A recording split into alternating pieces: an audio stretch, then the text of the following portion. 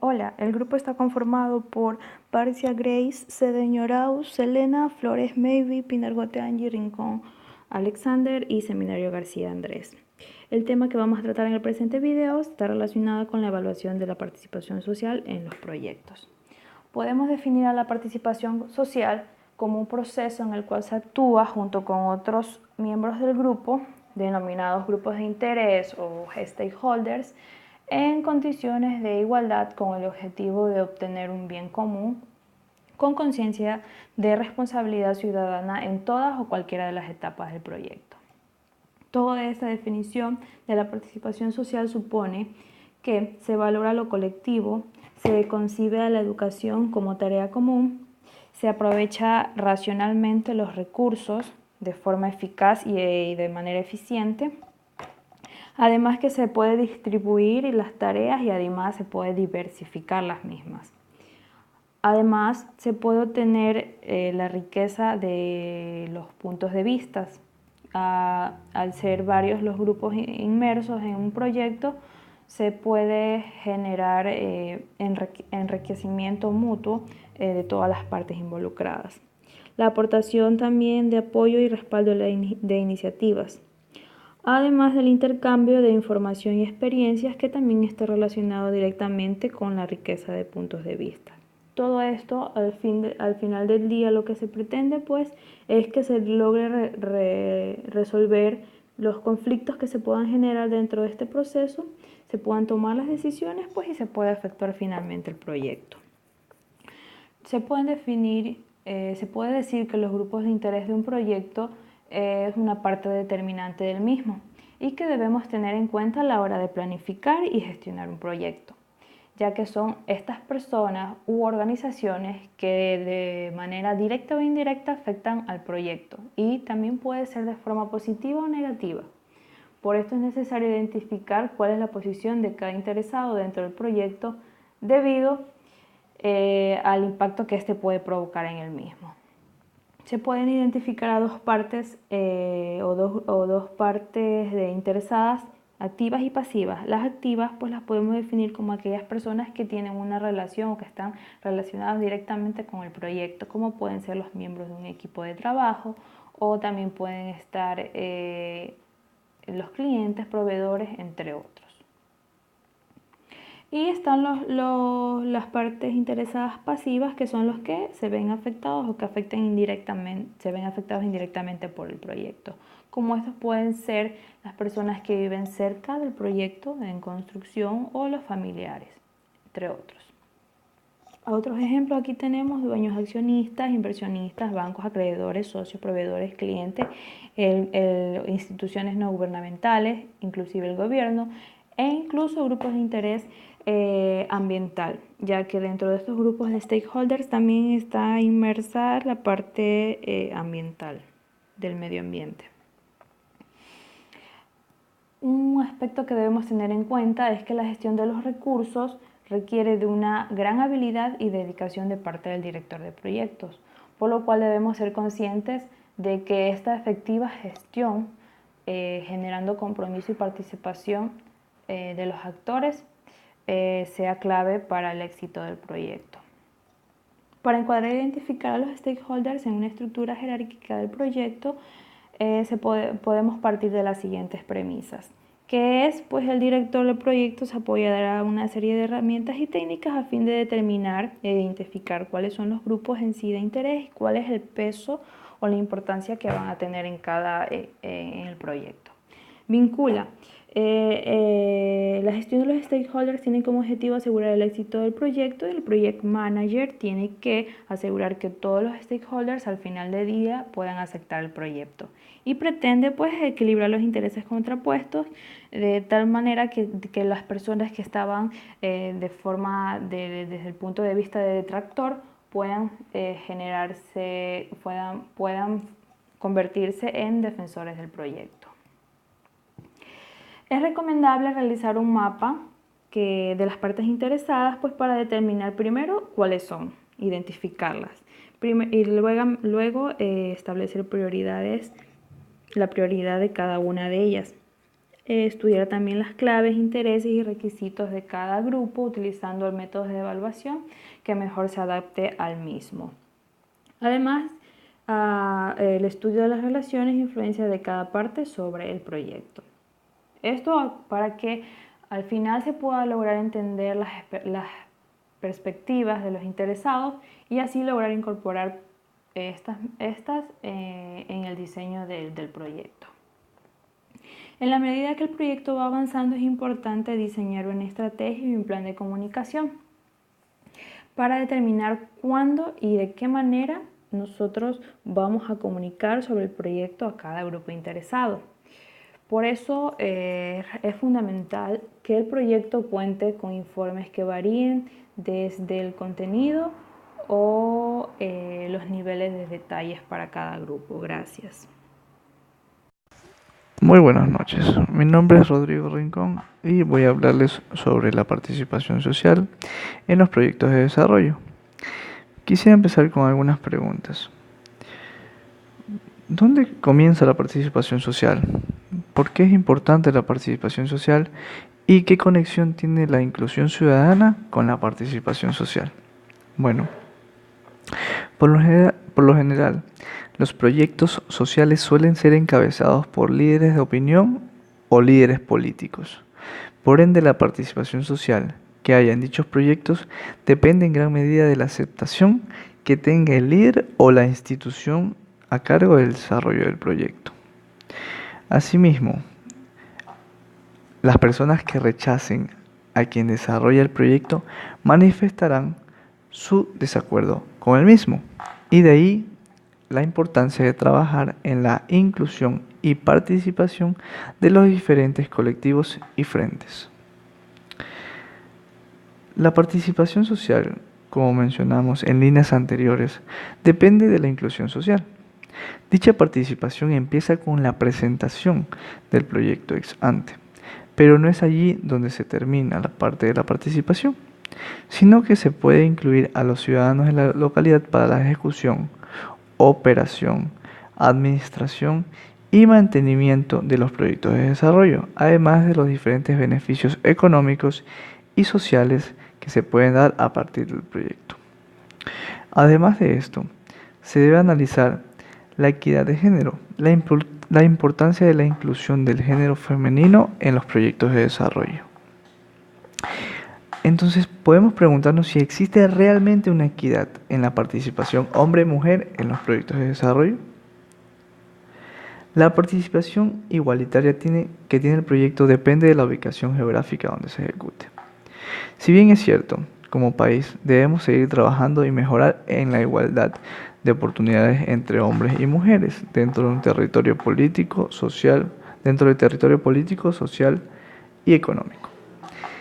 También es cierto que hemos avanzado, y por qué no destacar que hay ciudades modernizadas cultural y socialmente, donde hay una mayor apertura al género femenino para que se puedan desarrollar y potencializar sus habilidades profesionales y aporten así en los diferentes proyectos tanto privados como de desarrollo o sociales. Muchas gracias. Mi nombre es Maybe Flores y hoy les voy a hablar sobre unas preguntas. ¿Existe un enfoque de sostenibilidad ambiental en el proyecto? Sostenibilidad ambiental. La sostenibilidad de la inversión se refiere a la capacidad de continuar generando beneficios en el tiempo. Esto a su vez depende de varios factores, incluyendo la disponibilidad continua de los recursos empleados en el proyecto, la administración y la relación a largo plazo de costos y beneficios. La sostenibilidad es probablemente el aspecto más importante en el diseño y evaluación de proyectos, pero es también el factor que con frecuencia recibe menor atención, en parte debido a que es difícil predecir qué sucederá en el futuro y determinar si una inversión será sostenible a largo plazo. ¿Por qué tener en cuenta el impacto ambiental? La evaluación ambiental es una herramienta que asegurará que los recursos invertidos darán al proyecto la sostenibilidad a largo plazo, que es esencial. Es importante recordar que no todas las inversiones requieren de un estudio medioambiental detallado. Muchos proyectos sociales relacionados con educación, salud, mantenimiento vial o la provisión de otros tipos de infraestructuras más sencillas tendrán muy poco impacto ambiental y por lo tanto no se requerirá tanto tiempo para realizar el estudio. ¿Existe un enfoque de seguridad integral en el proyecto? ¿Qué es seguridad integral? Es una estrategia de corto plazo que atiende problemas inmediatos de seguridad. Esta está conformada por un enfoque integral basado en 4 elementos. 1. Actividades de prevención. 2. Seguridad institucional. 3. Coordinación de protección civil. 4. Interacción con el entorno. Tiene como resultado un plan estratégico de seguridad basado en un diagnóstico de fortalezas, oportunidades, debilidades y amenazas, como lo llamamos FODA, en cada institución. Permite instrumentar medidas de seguridad acordes con los riesgos a los que se enfrentan, siempre con una mentalidad preventiva más que reactiva. Modelos de seguridad integral. Es el entorno. Analiza los factores externos que influyen. Prevención. Actividades para disminuir los factores potenciales de riesgo. Institución. Identifica los elementos mínimos de infraestructura y organización en seguridad con que cuenta o debería contar la institución. Coordinación de protección civil. Esta presenta los lineamientos oficiales para la salvaguarda de las personas, bienes y entornos. Bueno, a continuación yo voy a hablar sobre la línea de base socioeconómica. Cabe recalcar que existen diversos tipos de líneas de base. Existen líneas de base medioambientales, políticas, etc. Y lo que permiten realizar esta línea de base es estudiar de manera descriptiva la situación de cualquiera sea la variable. En este caso, la línea de base socioeconómica. Y el objetivo es dar a conocer la situación socioeconómica, como lo dice el título, de un área en específico de diferentes dimensiones, ya sea demográfico, niveles de bienestar, aspectos productivos, perfil sociopolítico, mediático, etc. Es decir, cualquier dimensión que esté relacionada con la variable socioeconómica. En sí, lo que nos permite es recoger información, analizar el impacto y comprender mejor la situación socioeconómica de nuestro estudio. Y también permite centralizar, estandarizar y comprender la información recogida bajo diferentes ángulos y proveniente de diversas fuentes. Y bueno, para poder realizar una línea de base, ya sea socioeconómica o de cualquier otro tipo de línea de base, se necesitan 2 herramientas, que pueden ser encuestas o análisis. Bueno, la encuesta lo que nos ayuda a hacer es enumerar y planear cada estudio llevado a cabo en relación con un proyecto en el tiempo.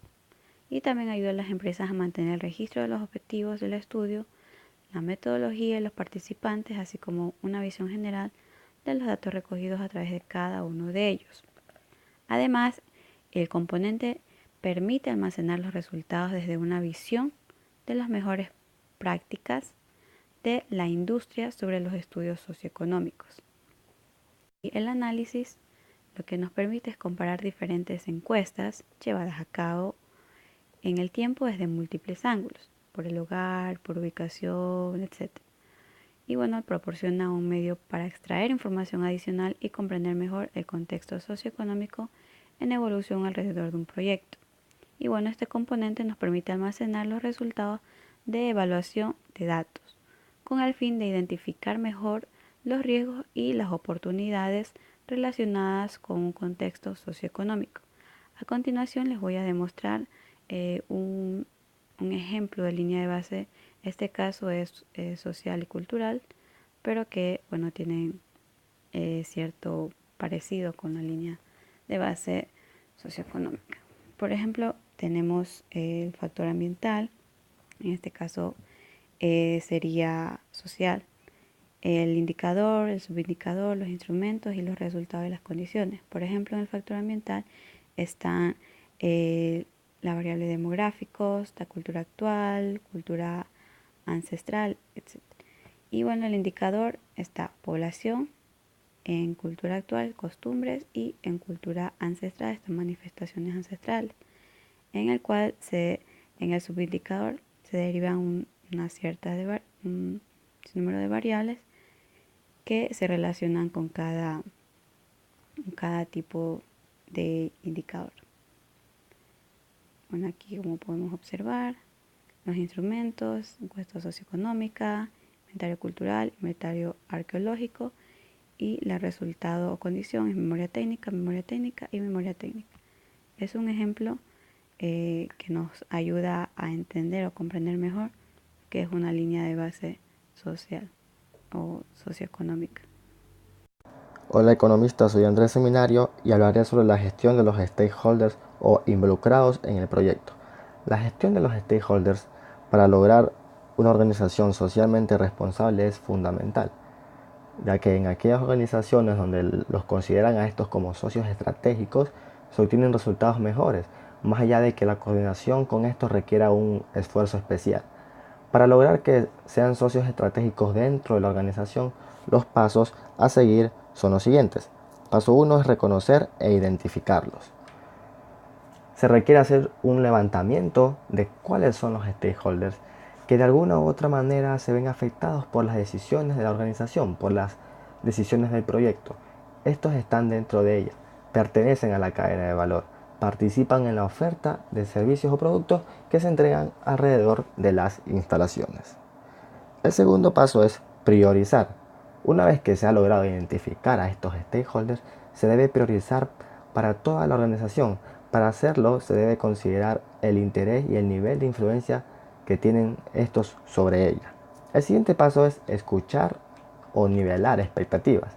Esta es una etapa muy importante para la gestión de los stakeholders y consiste en conocer de parte de ellos mismos cuáles son las expectativas que estos tienen de la organización, qué esperan del proyecto. En esta se debe escuchar y se debe priorizar los temas que les interesen a ellos. El cuarto paso es incorporar expectativas en plan estratégico. Una vez que los stakeholders han priorizado sus expectativas y de acuerdo a la priorización hecha por la organización, se deben incorporar sus requerimientos dentro del plan estratégico para facilitar la sostenibilidad de la institución. El quinto paso es asignar un responsable. Una vez que se ha logrado incorporar las expectativas dentro del plan estratégico, es necesario asignar un responsable en la misma organización para que se haga cargo de liderar la organización, de liderar la relación de la empresa con los stakeholders. El sexto paso es elaborar un plan de trabajo. El responsable deberá co-crear junto con los stakeholders un plan de trabajo que permita hacerse cargo del cumplimiento de las expectativas, definición de metas, fechas y acciones a realizar de acuerdo a lo definido en el plan estratégico. Y por último, el séptimo es la evaluación del plan de trabajo. El responsable, la alta dirección y los stakeholders deben evaluar el cumplimiento del plan de trabajo, además de incorporar procesos de diálogo permanente que permitan ajustar lo que se esté haciendo bien o lo que se está haciendo mal de acuerdo a lo definido. Lograr que los stakeholders sean un socio estratégico depende de que la organización los vea como un aporte, no como una barrera, sino como un aporte hacia la gestión de esta misma. Además, es necesario que los responsables y cada una de las áreas se dé cuenta del rol que deben cumplir y que debe hacerse para la gestión de los stakeholders. Plan de visibilidad y promoción social del proyecto. Un plan de visibilidad sigue las pautas de un plan de marketing y comunicación. El objetivo es posicionar una empresa como referente para un público determinado. La comunicación de un proyecto social. Son todas las acciones que tienen que planificarse a través de una estrategia de comunicación para el proyecto. Y estas tienen que ser realistas, adaptadas a la propuesta, diseñadas y bien elaboradas. Tienen a su vez tres pilares fundamentales. La comunicación interna, es decir, los mecanismos internos a la organización y al consorcio de organizaciones, que permite la buena circulación de la información entre las personas implicadas. Segundo, la difusión del proyecto o las acciones de promoción y sensibilización desarrolladas durante el ciclo de la vida del proyecto, para fomentar su visibilidad y el impacto tanto a nivel local como global. Tercero, la diseminación de los resultados, lo que viene a ser las actividades del proyecto, previstas para difundir los resultados obtenidos por el proyecto y fomentar sus capitalizaciones. La definición de estas acciones tienen que planificarse a través de una estrategia de comunicación. Tienen que ser realistas, adaptadas a la propuesta, diseñadas y bien elaboradas. Y esto a su vez permitirá lo siguiente: definir los objetivos de la comunicación y los mensajes que se quieren transmitir. Identificar el público, los canales y las herramientas de comunicación. Planificar los diferentes momentos de la comunicación y los recursos necesarios. Elaborar el presupuesto de las distintas acciones de comunicación del proyecto. Diseñar los indicadores para medir el impacto de la comunicación. Hay que destacar que hoy en día se habla más de elaborar una estrategia de comunicación que un plan de comunicación, ya que las herramientas y posibilidades de comunicación están evolucionando muy rápidamente y sería complicado planificar las acciones de la comunicación previstas. Tenemos 5 razones importantes para contar con un plan de promoción. Primero, que no es un gasto sino una inversión. Segundo, que se concreta todos los esfuerzos que realmente nos interesan. Tercero, que multiplica tu visibilidad y minimiza los errores. Cuarto, que no divagues, simplemente siga lo establecido. Y quinto, que transmite lo mejor de tu empresa en una forma más adecuada.